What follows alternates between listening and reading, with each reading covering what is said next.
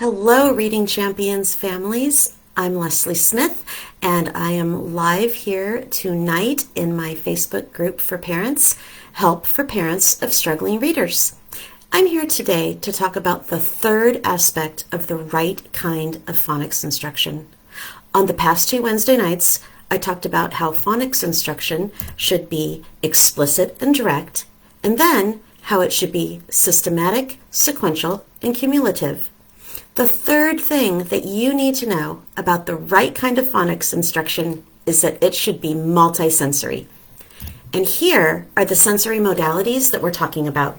The visual modality, which is when kids are looking at letters. The auditory modality, which is when kids are hearing sounds. And the kinesthetic modality, which is when kids are using body movement to learn those letters or sounds. And then the tactile modality, which is when kids are using touching or sensation on their skin to learn letters or sounds. I'm sure you can imagine that a lot of phonics instruction involves those first two, visual and auditory, seeing letters and hearing sounds, right? Where the real power comes in, especially for children who are struggling with reading and spelling, is when we add movement or touch, or both, to an activity that is already visual and auditory.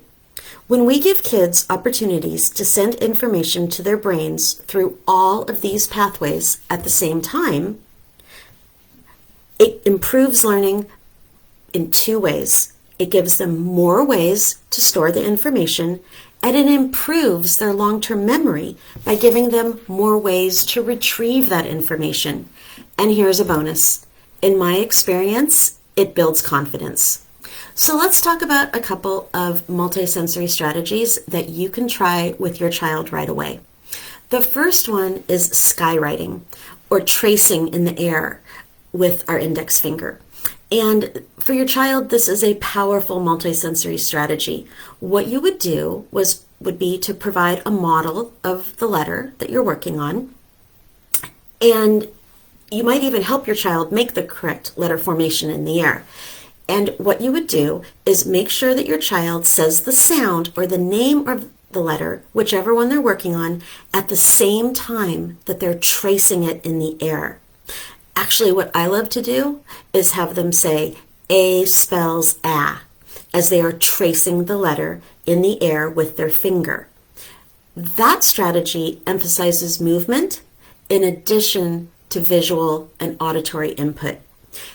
A way to bring in a tactile element is to use sandpaper or felt or any other surface that has some texture. And then you would do the same thing. You would provide a model of the letter that you're working on, and then you would teach your child how to trace it on the sandpaper or the felt and say the sound of the letter if that's what they're working on, or the name of the letter if that's what they're working on, or use that language that I mentioned just a second ago. M spells as they are tracing the shape of the letter M on that tactile surface. These days, a lot of reading teachers are using this really cool bumpy mesh needlework canvas that you can pick up at a fabric or a craft store. But really anything that provides some texture will work. This is also where you'll hear reading teachers talk about having kids trace in shaving cream, and that's a really fun one.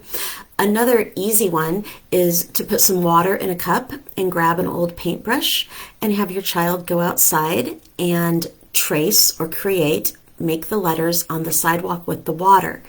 The important thing to remember is that they need to be saying whatever it is they're learning at the exact same time that they're tracing it. It's multisensory, and it's simultaneously if you can possibly get them to do it at the same time. That can be a little tricky at first, but with some practice, you can absolutely do it. So, skywriting, which is tracing with their finger in the air and saying A spells a, B spells b, C spells k, or if you prefer, just the sound or just the name of the letter. I would love it if you would try out any of these strategies with your young reader and then comment below to let me know how it went or with any questions that you might have. And I will be back here next Wednesday night at 8 o'clock, and we'll be talking about why you should still be reading to your struggling reader, even while they're practicing reading on their own. So I will see you then next Wednesday night at 8 p.m. Pacific time. Thank you so much for joining me tonight.